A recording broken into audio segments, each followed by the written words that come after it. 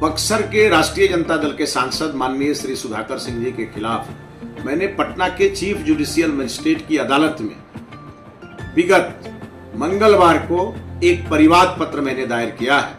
और ये परिवाद पत्र इसलिए दायर किया गया है क्योंकि महागठबंधन नेताओं को एक आदत सी हो गई है लगातार झूठ बोलने की, लगातार फॉल्स स्टेटमेंट देने की। यह काम इन लोगों ने पिछले लोकसभा चुनाव में भी किया। आदरणीय देश के प्रधानमंत्री माननीय मोदी जी के बारे में इन्होंने गरीब गुरबों के बीच में जाकर के यह बयान दिया, लोगों के मन में एक डर बैठाया कि मोदी जी तीसरी बार जीतेंगे तो संविधान बदल जाएगा, देश का चुनाव नहीं होगा। इस प्रकार का झूठ बोलने का इन लोगों ने काम किया। और अब चुनाव बीत गया, उसके बाद भी इनके सांसद, इनके नेता इस प्रकार का बयानबाजी कर रहे हैं। और ठीक इसी प्रकार का बयान एक बक्सर के माननीय सांसद सुधाकर सिंह जी ने मेरे ऊपर दिया है। और उन्होंने कहा है कि बक्सर में मैंने 12 करोड़ की जमीन खरीदी है। जब यह बयान उनका एक निजी चैनल पर बक्सर में चला, जब मैंने यह बयान सुना तो मैं काफी आहत हुआ, हमारे समर्थक काफी मर्माहत हुए। और तब मैंने उन्हें पिछले 1/10/2024 को अपने विद्वान अधिवक्ता श्री राधेश कुमार शर्मा की ओर से एक लीगल नोटिस भिजवाया।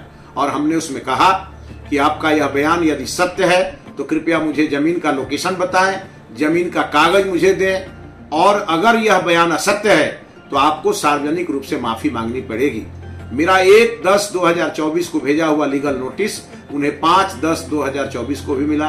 साथ में मैंने ईमेल पर भी भेजा था, और लेकिन आज तक उन्होंने कोई जवाब नहीं दिया। तो अंत में मुझे मजबूर होकर के और पटना के चीफ जुडिशियल मजिस्ट्रेट के कोर्ट में परिवाद पत्र दायर करना पड़ा। और मैंने इसलिए परिवाद पत्र दायर किया है कि लोकतंत्र में झूठ का कोई स्थान नहीं है, और ये लोग लगातार झूठ बोल रहे हैं। सुधाकर सिंह जी ने यह झूठ इसलिए बोला क्योंकि मुझे जांच एजेंसियां परेशान करें, मुझे इनकम टैक्स का नोटिस आए, मेरे खिलाफ ईडी कार्रवाई करे, इसलिए सुधाकर सिंह ने इस प्रकार का बयानबाजी किया। और यह बयान पूरी तरह से फॉल्स है, और इसलिए मैंने परिवाद पत्र दायर किया है। मैं इन्हें कोर्ट में घसीटूंगा और कोर्ट में इनसे मैं जवाब मांगूंगा, क्योंकि इनकी आदत छूटनी चाहिए। महागठबंधन के नेता जो लगातार झूठ बोल रहे हैं, उनके झूठ का पर्दाफाश होना चाहिए। और अभी रामगढ़ में उपचुनाव हो रहा है, ये अपने भाई को जिताने के लिए प्रतिदिन झूठ बोल रहे हैं। इसलिए मैं चाहता हूं कि जनता की आंखें खुले, और ऐसे झूठ बोलने के लिए जिन लोगों ने पार्लियामेंट में जाके शपथ लिया है, जो विधानसभा में शपथ लिए हुए हैं, ऐसे लोगों को एक सबक भी मिले।